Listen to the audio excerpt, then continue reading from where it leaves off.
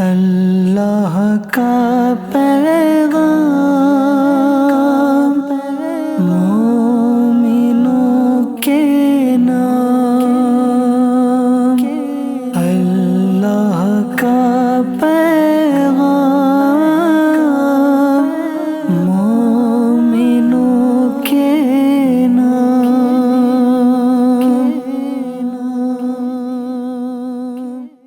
الحمدللہ رب العالمین والصلاة والسلام علی سید الانبیاء والمرسلین، اما بعد فاعوذ باللہ من الشیطان الرجیم، بسم اللہ الرحمن الرحیم۔ الصلاة والسلام علیک یا رسول اللہ، الصلاة والسلام علیک یا حبیب اللہ، الصلاة والسلام علیک یا نبی اللہ وعلی آلک وصحابک یا نور اللہ۔ FGN چینل کے ناظرین، ہم پھر سے حاضر ہو چکے ہیں اپنے اسی پروگرام کو لے کر جس کا نام ہے اے ایمان والو۔ جی ہاں، یہ وہی پروگرام ہے جس کو آپ نے بہت پسند کیا ہے، آپ کو بہت ساری علم دین کی باتیں سیکھنے کو ملتی ہیں۔ آج بھی میں ایک ایسا موضوع لے کر آیا ہوں کہ جو بہت اہم ترین ہے، بہت کچھ سیکھنے کو ملنے والا ہے۔ آج کا موضوع ہے پرہیزگاری اختیار کرنے پر 3 خصوصی انعام۔ جی ہاں، اگر ہم پرہیزگاری اختیار کرتے ہیں، نیکی کرتے ہیں، اللہ پاک کو راضی کرتے ہیں، گناہوں سے بچتے ہیں، تو ایسے انسان کو اللہ پاک 3 خصوصی انعام عطا فرماتا ہے، جو میں یہاں پر ذکر کرنے والا ہوں۔ ویسے تو اللہ پاک بے شمار برکت عطا فرمانے پر قادر بھی ہے۔ وہ کون سی 3 خصوصی انعامات ہیں وہ میں انشاءاللہ آپ کے سامنے رکھوں گا۔ سب سے پہلے درود پاک شامل کرتے ہیں۔ ہمارے نبی، سچے نبی صلی اللہ علیہ وسلم ارشاد فرماتے ہیں، جس نے مجھ پر 1 مرتبہ درود پاک پڑھا، اللہ پاک اس پر 10 رحمتیں نازل فرماتا ہے۔ سبحان اللہ۔ درود پاک کی تو بے شمار برکتیں، فضیلتیں ہیں، بارہا آپ بھی سنتے رہتے ہوں گے، ہو سکتا ہے کہ آپ پڑھتے بھی ہوں۔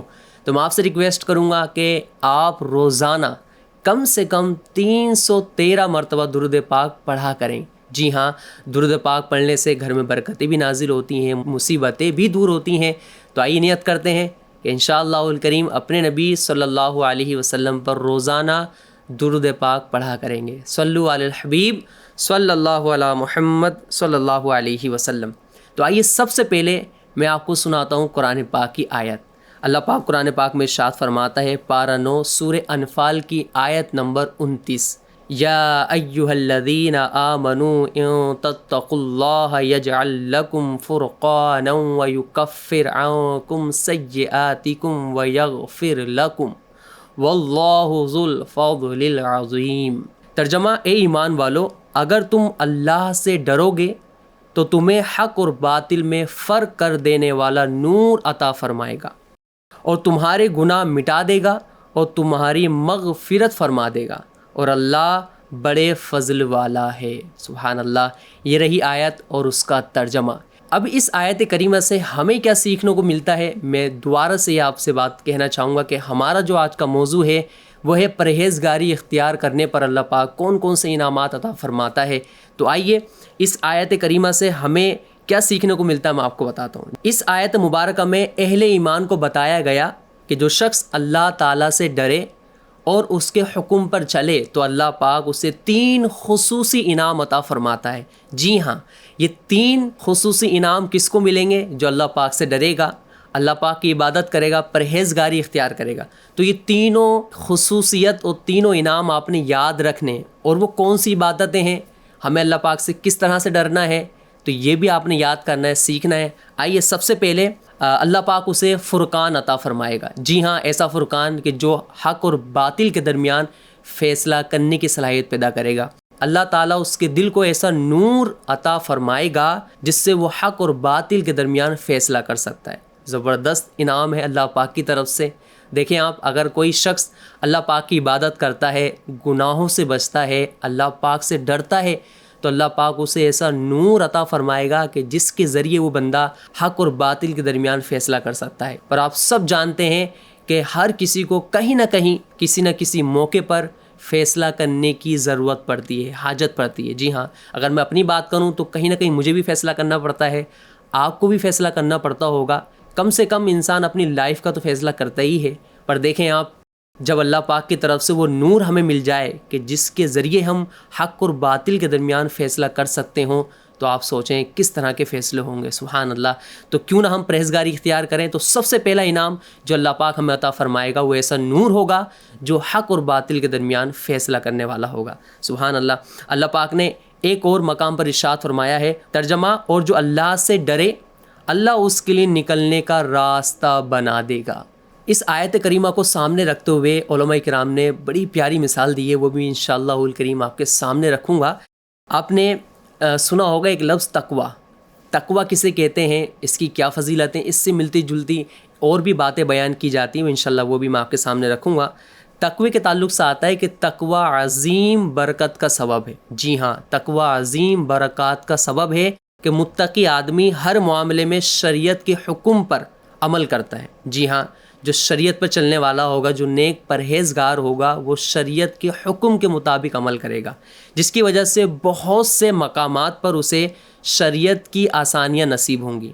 جبکہ تقوی سے محروم آدمی انہی جگہوں پر خلاف شریعت حرکت کرے گا, جس کی وجہ سے وہ بعد میں پشیمان ہوگا. تو اللہ پاک سے میں دعا کرتا ہوں کہ ہم سب اللہ پاک کے نیک بندے بن جائیں, پرہیزگار بن جائیں, جس کی وجہ سے کیا ہوگا کہ اللہ پاک ہمارے لیے بھی نکلنے کا راستہ بنا دے گا. سبحان اللہ. آئیے کس عالم سے مسئلہ پوچھیں, یہ بھی بہت اہم ترین سوال ہے. ہم سے بھی اس طرح کے سوالات ہوتے ہیں اور معاشرے میں بھی اس طرح کے سوالات چل رہے ہوتے ہیں کہ کن سے مسئلہ پوچھا جائے. میں آپ کو بتاتا ہوں. اسی طرح علماء اکرام نے فرمایا کہ جب کسی عالم سے مسئلہ پوچھنا ہو تو صاحب علم کے ساتھ ساتھ صاحب تقوی کا بھی لحاظ رکھا جائے. جی ہاں, یعنی اگر دو علماء سے مسئلہ پوچھیں تو ان کی رائے میں اختلاف ہو تو زیادہ تقوی والے عالم کے مسئلے پر عمل کیا جائے. جی ہاں, اگر دو عالم دین ہیں جس میں ایک بہت زیادہ تقوی والے ہیں, بہت زیادہ پرہیزگاری کرنے والے ہیں, بہت زیادہ نیکیاں کرنے والے ہیں, اور ان دونوں عالم کے درمیان اس مسئلے میں اختلاف ہو گیا ہے, تو عمل کس کے مسئلے پر کرنا ہے؟ جو عالم بھی ہیں اور ساتھ ساتھ صاحب تقوی بھی ہیں, اللہ پاک سے ڈرنے والے بھی ہیں.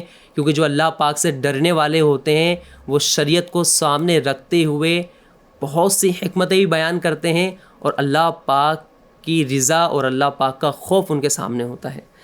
یوں ہی بہت سے اجتہادی امور میں اللہ تعالیٰ صاحب تقوی کے دل میں حق و باطل کا فرق واضح کر دیتا ہے. جی ہاں, یہ وہی بات چلی جو میں نے ابھی پیچھے آپ کو بیان کی تھی. وہ کیا بات تھی کہ جو اللہ پاک سے ڈرتے ہیں, اللہ پاک کے لیے نیکیاں کرتے ہیں, اللہ پاک ان کو ایسا نور عطا فرماتا ہے کہ جو حق اور باطل کے درمیان فیصلہ کرنے کی صلاحیت رکھتے ہیں. اور ایسے کون لوگ ہوتے ہیں؟ جو نیک لوگ ہوتے ہیں. جی ہاں, تو نیک لوگوں سے مسئلہ پوچھیں گے, جو عالم بھی ہوں, مفتی بھی ہوں, تو انشاءاللہ الکریم حق اور باطل کے درمیان آپ کو ایسا فیصلہ کر کے دیں گے کہ جس سے آپ کی آخرت اور دنیا بھی بہتر ہوگی. چنانچہ امام حسن مجتبی رضی اللہ تعالیٰ عنہ فرماتے ہیں, میں نے رسول کریم صلی اللہ علیہ وسلم سے یہ فرمان یاد رکھا ہے, جو چیز تجھے شک میں ڈالے اسے چھوڑ کر اس چیز کو اختیار کر جس میں شک نہ ہو. بے شک سچائی دل کا اطمینان ہوتا ہے اور جھوٹ میں شک اور خلجان رہتا ہے. سبحان اللہ. اس حدیث پاک سے بھی ہمیں بہت ساری چیز سیکھنے کو ملتی ہیں کہ جس چیز میں شک ہو جائے تو ہمیں اس کو چھوڑ دینا ہے. اور دیکھیے آپ, یہ ہر کسی کے لیے بات نہیں ہے. جی ہاں, یہ کن حضرات کے لیے یہ بات ہے میں آگے آپ کو شیئر کروں گا. ہر انسان اس پر عمل نہیں کر سکتا ہے. اس بات پر وہی عمل کر سکتا ہے جو صاحب تقوی ہے, صاحب علم ہے, جو اللہ پاک کی معرفت رکھتے ہیں. علامہ طیبی رحمۃ اللہ تعالی علیہ بہت مشہور بزرگ ہیں. اس حدیث کے شرح میں فرماتے ہیں, حدیث پاک کا مطلب یہ ہے کہ جب کسی چیز میں تمہیں شک ہو جائے, جی ہاں, جب تمہیں کسی چیز میں شک ہو جائے تو اسے چھوڑ کر وہ کام کرو جس میں کوئی شک نہ ہو. سبحان اللہ. اب دیکھیں, یہ بھی جو صفت ہے نا, یہ بھی جو صفت ہے, یہ جو نور ہے, یہ بھی ہر کسی کو نہیں مل سکتا. کبھی کبھی کیا ہوتا ہے کہ ہم خود سے ہی فیصلہ کر رہے ہوتے ہیں کہ اس میں مجھے شک ہو رہا ہے, تو اب مولانا صاحب نے منع کیا تو اس کو چھوڑ دیتا ہوں. ایسا نہیں ہے, یہ ہر کسی کے لیے نہیں ہے, یہ صاحب علم اور صاحب تقوی کے لیے ہے, جو اللہ پاک کے نیک بندے ہوتے ہیں.